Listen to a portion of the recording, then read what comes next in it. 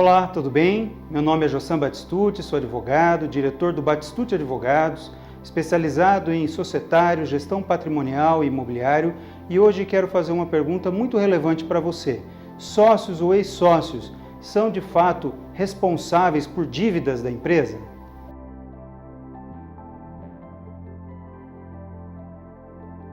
É muito comum que sócios ou ex-sócios, ou mesmo as empresas, ou até mais os credores, se confundam sobre a responsabilidade de quem tem que pagar a dívida. O primeiro passo é identificar de maneira muito clara as dívidas que são do CNPJ, ou seja, da pessoa jurídica, das dívidas que são dos sócios. É evidente que saber o formato societário é muito relevante, como por exemplo, se trata de uma empresa limitada, de um empresário individual, de uma Eireli ou mesmo de uma sociedade anônima.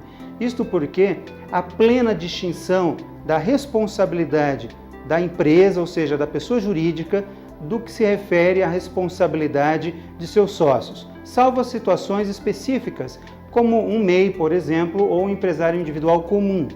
Igualmente, é muito importante saber a data em que essa dívida foi contraída, se ela foi enquanto determinada pessoa era sócia ou se foi após a saída dela da sociedade. Isto porque, pessoal, o Superior Tribunal de Justiça, que é o STJ, que fica em Brasília, reconheceu aquilo que a legislação já prevê, mas solidificou um entendimento no que se refere à ausência de responsabilidade de ex-sócios por dívidas futuras, ou seja, posteriores à saída desta pessoa da sociedade. Isso é muito relevante porque, até hoje, muita gente ainda queria responsabilizar sócios, ou ainda mais ex-sócios, por dívidas do CNPJ, tentando se fazer uma grande confusão sobre quem era o verdadeiro devedor. Ainda que isso possa ser uma situação por equívoco ou mesmo por má intenção das pessoas que estão tentando receber este crédito, mas na prática há isenção, há distinção de responsabilidades.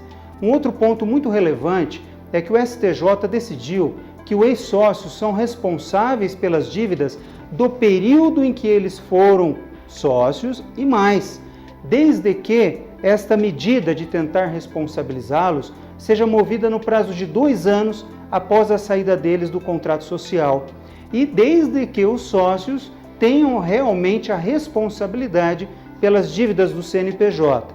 Isto porque, conforme eu já falei, não é sempre que os sócios são responsáveis, a não ser naqueles formatos societários onde essa responsabilização é direta ou quando o juiz desconsidera a personalidade jurídica da empresa, ou seja, ignora o CNPJ e passa a responsabilizar os sócios. Então, neste contexto, os ex-sócios são responsáveis quando todos esses requisitos são preenchidos.